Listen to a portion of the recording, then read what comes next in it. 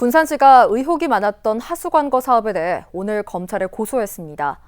민관공동조사단이 진행한 전체 구간 전수조사를 통해 임의 시공 등 공사비 부풀리기 정황이 밝혀지면서 시공사 등의 책임을 묻기로 한 건데요. 하지만 지난 8년 동안 3차례나 검찰이 무혐의 처분을 내려 이번에는 어떤 결과를 내놓을지 관심이 모아지고 있습니다. 보도에 모형숙 기자입니다. 부실 시공을 풀기 위해 시작된 군산 하수관거 전수조사. 군산시는 지난 2019년 민관공동조사단을 구성해 전체 114km를 조사한 결과 1,900여 건의 부실 시공을 확인했습니다. 설계와 다르게 임으로 시공하고 시공사진이나 검측서가 없는 관로가 드러났습니다.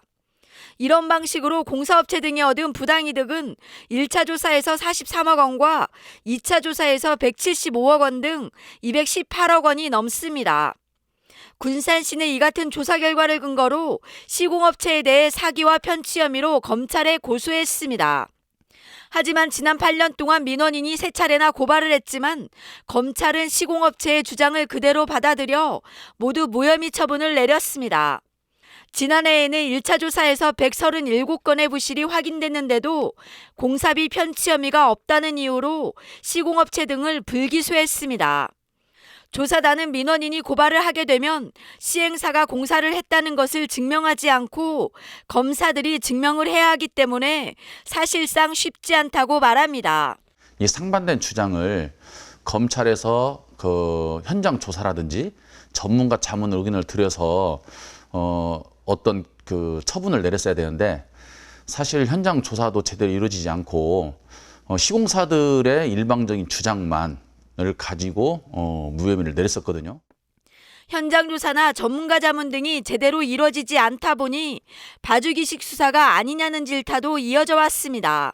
조사단은 수차례 조사를 통해 전모가 드러나고 군산시가 직접 고소한 만큼 검찰의 의지만 있다면 충분히 기소가 가능할 것으로 보고 있습니다.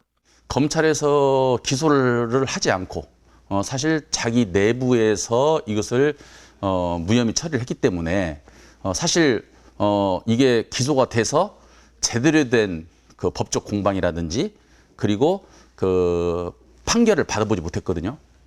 근데 이번에는 저희들이 공동조사에서 만들어낸 결과 보고서가 아주 자세하게 잘 나와 있고 또 전문가들 의견도 거기에 기록이 되어 있기 때문에 이번에는 검찰에서 불기소하기는 굉장히 어렵지 않겠는가.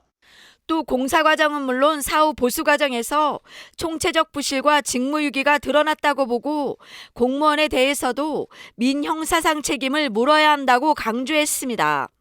군산시는 2차 조사에서 드러난 부실 시공에 대해 1차 때와 같이 하루 160만 원씩 삭감을 검토하고 있습니다. 전체 사업비 700억 원 가운데 200억 원이 부당이득으로 드러난 하수관거 사업. 3차례나 무혐의 결정을 내린 검찰이 이번에는 수사에 적극 나설지 관심이 쏠리고 있습니다. KCM 뉴스 모형숙입니다.